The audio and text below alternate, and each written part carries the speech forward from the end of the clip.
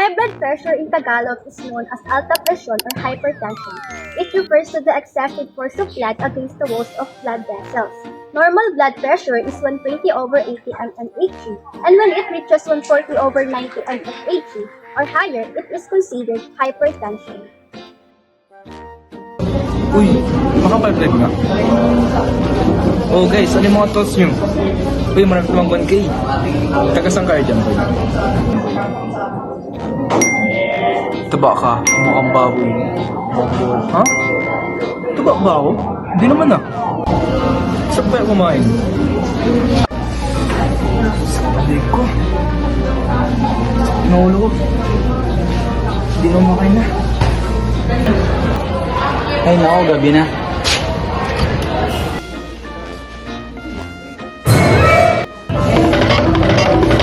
Anak, nangyari sa'yo?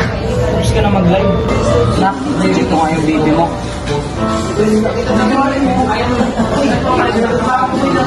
Wala nak, may blood ka na. Kailangan mo na mag-exercise. Huwag ka masyado magpaka-stress. Kaya kumain ka ng masustansyang pagkain. Sige pala itay. Magpapahit naman pala ako.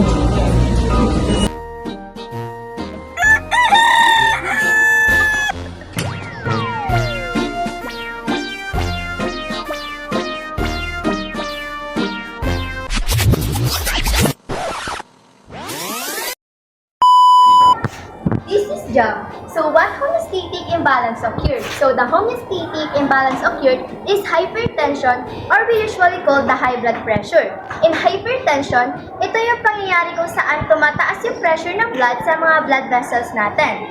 And eventually, pwede magkaroon ng complication kapag hindi ito naagapan. So what caused the imbalance? So the cause of imbalance was caused by too much stress and unhealthy diet, lalo na sa pag-consume natin ng salty and fatty foods. Also, kapag stress tayo, naglalabas ang katawan natin ng hormones kung saan pinapabilis ito ang tibok ng puso at pinapakitid ang blood vessels. In simple terms, kapag hindi healthy ang lifestyle at laging stress ang isang tao, nahihirapan ang katawan natin na i-maintain ang normal condition. Uy, andyan ka pala? So, anong organs nga ba or body system ang naapektuhan kapag tayo ay hina-high blood? So, unahin na natin sa cardiovascular system na kung saan dito nakapaloob ang heart natin. So, kasi kapag tayo ay hina-high blood ay nagkakos ito ng hypertension kung saan nagbibigay ito ng maraming force sa ating heart upang mag-pump ng mas malakas na pwedeng makaapekto sa ating blood vessels. Pwede itong masira na pwedeng mag-cause ng heart problems, damage of arteries, and poor blood flow na kung saan ay hindi siya makakapag-provide ng blood sa iba pang organs tulad na lamang ng brain, kaya naapektuhan din ang brain natin at iba pa nating organs.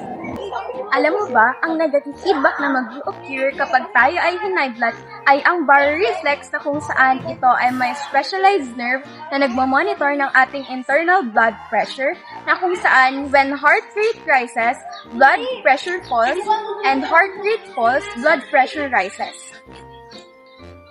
At dito papasok ang stimulus na kung saan ay tataas ang BP natin at mag-stretch ang arteries natin. At ang kasunod naman yan ay ang receptor natin na kung saan is ma-receive yung signal kung ano ba yung nangyari sa arteries natin. Then, ang sunod yan is ang ating control center na kung saan ang brainstem natin is ma-receive niya ang signal kung anong ba dapat yung gagawin sa effector natin. So, ito, ang effector naman natin is ang heart natin is mag-slow down siya and then mag-beat siya with less force and yung blood vessels natin is marerelax. So, dito na mapupunta ang response natin na kung saan is babalik na yung beating sa dati niyang estado. Yuhu! Dito ang tingin. So, ano nga bang symptom ang pwedeng mag-occur if ang balance is hindi ma-maintain? So, una na dyan is headache, dizziness, chest pain, and blurred vision. So, bakit nga ba to? Kasi, high blood pressure damages organs over time, meaning ang high blood pressure ay nakakadamage ng organs lalo na kapag tumagal. Tulad na lamang sa utak natin na nagkakos ng headache at dizziness, sa puso natin ay chest pain at sa mata natin ay blurred vision. Uy! So, paano nga ba natin i-restore ang homeostasis? Alamin natin. Ano, Tara? So, to help restore the homeostasis, we should eat healthy foods with less salt. We should also exercise regularly para maging maayos ang daloy ng dugo natin. We should also avoid smoking, the excessive consumption of alcohol, and take the prescribed medicine if needed. So by doing this, mas mapapadaling maibalik ng katawan natin ang normal blood pressure natin at mapapanatili ang homeostasis.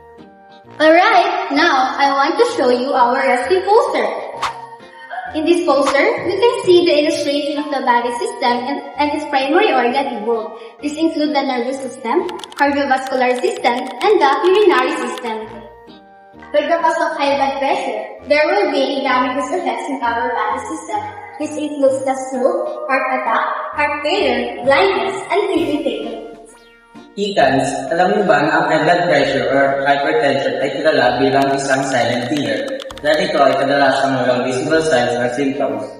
However, when high blood pressure spikes to a severe life-threatening level, ang mga simptomas dyan ay chest pain, fatigue, difficulty breathing, blood in the urine, pounding on neck, ears, and chest, and lastly, severe headache.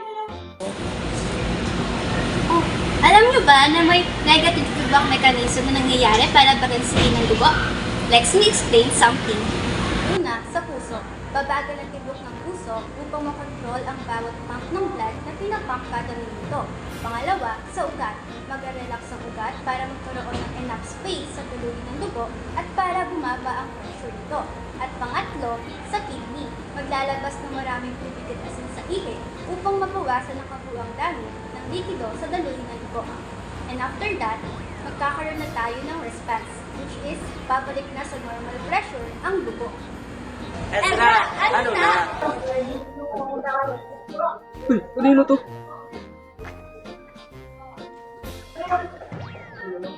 Siyempre, may solutions and treatment tayo para sa high blood pressure.